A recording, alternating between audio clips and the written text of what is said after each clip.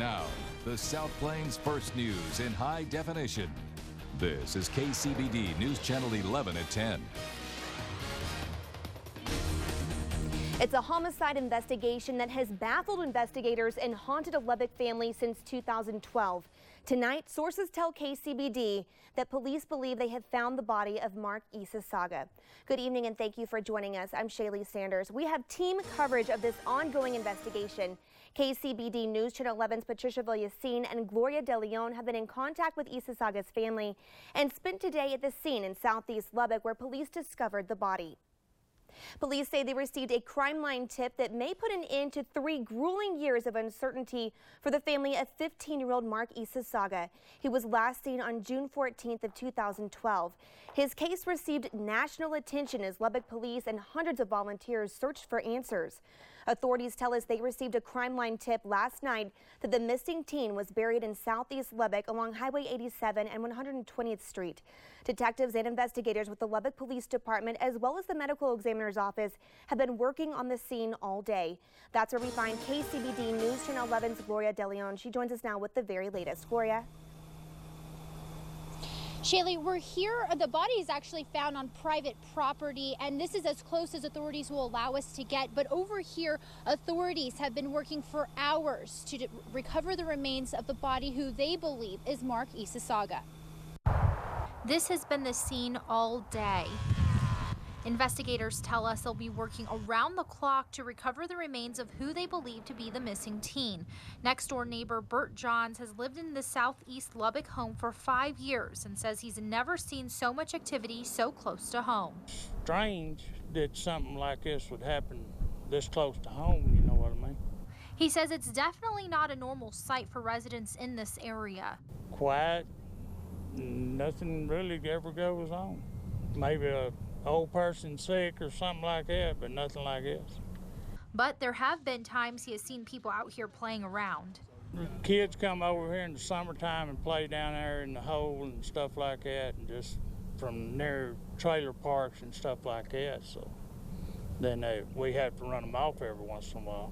He says it may be hard for investigators to work around the terrain. There's lots of big pieces of concrete and stuff in the hole and stuff like that. What hit Johns the hardest? The other day we was over riding horses, which we didn't know nothing was over there, but we was riding horses over there. Just strange. But he says he didn't expect to find authorities right next door recovering a body. He tells us he has followed KCBD's coverage of Isasaga, and knowing that people were up to no good so close to home will make him take extra safety precautions. It'll make me lock my doors at night. Yeah. Instead of just going to bed with the screen door open. Now, we did reach out to family today and they declined to comment at this time, but we will continue to track any new developments and bring you the latest. Shaley, back to you. Okay, thanks so much, Gloria. Now, just yesterday, we reported that a robbery arrest could be linked to the disappearance of Isasaga. Christian Castro and Devin Gonzalez are both facing charges of kidnapping and robbery. They're accused of forcing their way into a home on 11th Street near Slide early Thursday morning. The victim told police one of the men had a gun. Castro and Gonzalez reportedly stole property and tried to take the victim to another location. Fortunately, the victim was able to escape and the suspects ran from the scene. Authorities arrested both suspects yesterday. It's news we broke on KCBD at 4. Police tell us Castro is one of the last people to be seen with Isasaga. Last month, detectives arrested Jose Cimental and charged him with Isasaga's murder. Right now, he's the only person charged in this case. Now, originally, Lubbock police believe Isasaga was a runaway and just last month discovered new evidence leading them to believe there was foul play involved in his disappearance. That's when police began investigating the case as a homicide. We continue our team coverage tonight with KCBD News Channel 11's Patricia Villasin, who joins us with a closer look at this 3-year search. Patricia? Shaley, as you can imagine, today marks another emotional day for the Isasaga family. We've been in contact with them from the very beginning. The family told us they didn't want to comment about today's developments, but it brings them a step closer to the closure this community has sought for years. June 14, 2012 marked the beginning of a 3-year saga, the day investigators say Mark Isasaga was last seen. His family reported him missing 2 days later, but his case wasn't classified by police as such until July 3rd. He was reported to the Lubbock Police Department as missing and was considered possibly be a runaway. But a mother's instincts wouldn't accept that.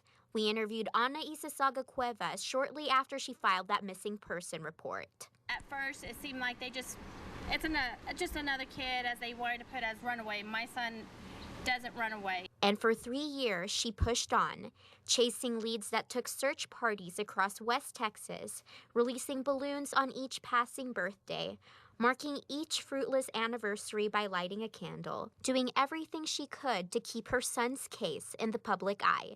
And on May 14, 2015, a review of Isasaga's case revealed new evidence. Blood evidence was in an amount and location that, when combined with statements and other corroborating evidence, led us to believe we had indeed located the scene of a homicide. Bloodstains linked to Isasaga's DNA were found in the floorboards of a home in Tech Terrace, the place police believed he was killed. These new findings gave Isasaga's family both sought-after answers and shattered hopes. It's kind of like, thank God it's going to be coming to an end, but not what we wanted. The man accused of killing Isasaga is 20-year-old Jose Cimental. He was booked into the Lubbock County Detention Center on a $1 million bond. Police spent the next month following tips that would lead them to the recovery of his body. And today marks a possible breakthrough, the end of a 3-year journey, a step toward closure. We just need justice for my son. I need to know where my baby's at. I need to bring him home. Authorities tell us that they expect to remain at the scene through the weekend. Shaley? Okay, thanks so much, Patricia. And you can keep up with the latest on this investigation by downloading our KCBD mobile app. It is free and easy to use. Just search KCBD in your app store. We had another warm day here on the South Plains. Let's check in with meteorologist Carrie Allen in the First Alert Forecast Center with more. Carrie? Well, Shaley, we do have a couple of storms. Of course, it was very warm across West Texas today, but our soil moisture, which is still pretty high with regard to moisture content, still holding our temperatures down from what they could be. Keep in mind, last year we were in the mid-90s and in some cases above 100 degrees at this time. Now we'll go ahead and take a look at the radar. We do have storms out west. We're watching them carefully because they might impact the western half of the South Plains. More storms than originally thought. And you can see them to the west of Lubbock and west of Amarillo, and they're moving more of an easterly direction tonight. So there's a good chance the Panhandle will see some of the storms, and a little bit of a question mark as to whether Lubbock will. If we do see activity, it's going to be that area here around Ruidoso and Roswell that will track into our area, but we'll definitely see those high clouds, which we already had. Painted a beautiful sunset across West Texas, all because of the storms located well to our west. Nothing in our immediate viewing area, but we'll watch these storms overnight. As we look at instant data, current temperature now is checking in at 76 degrees, humidity of 50%. You look at our Mesonet readings, we're in the mid-70s for most of us.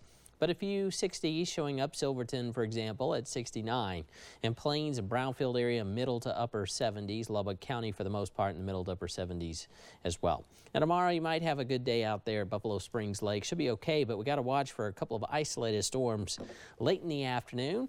And we'll see highs in the upper 80s to near 90 degrees. We look at your complete 7-day forecast and raincast. That's coming up in just a few minutes, Shaley. All right, thanks so much, Carrie. You bet.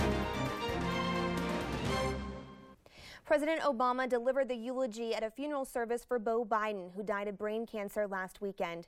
The 46-year-old was a former Attorney General of Delaware and a captain of the Army National Guard. He did in 46 years what most of us couldn't do in 146. He left nothing in the tank. He was a man who led a life where the means were as important as the ends. He said Biden made the most of his time and set an example for others to follow. Well, in more national news, veterans gathered at the World War II Memorial in the nation's capital today to mark the 71st anniversary of D-Day. More than 9,000 Allied soldiers were killed or wounded that day on the beach, and their sacrifice led to the eventual liberation of Western Europe. Well, in other national news, New York State Police are looking for 2 dangerous prisoners who made history by escaping from the maximum security part of a prison. State police say the men escaped overnight from Clinton Correctional Facility. Both are convicted murderers. According to authorities, the men used power tools to drill their way through cells in a series of tunnels before escaping through a manhole cover. Officials say the men made it appear they were inside sleeping in their cells when they did routine checks. This is the first time anyone has escaped the facility since it opened in 1865. Troopers say both men are considered to be dangerous and should not be approached if located. Carrie is back with a final look at our weather. Carrie? Yeah, we do have a rain gauge graphic now. We're going to show it to you. It is Sharon Akins. There you are of Lubbock. Congratulations. We'll go ahead and show you our forecast here and look at the Doppler radar. We've been watching storms in New Mexico that are actually moving more to the east than expected. So there's a chance that the western South Plains could see a few storms before midnight, maybe 1 or 2 in the morning. Don't be surprised you hear that. It's a little question marks whether they'll make it to Lubbock, but we'll watch it. All right. Thanks so much, Carrie. And thank you for joining us. That is all of our time. Have a good night.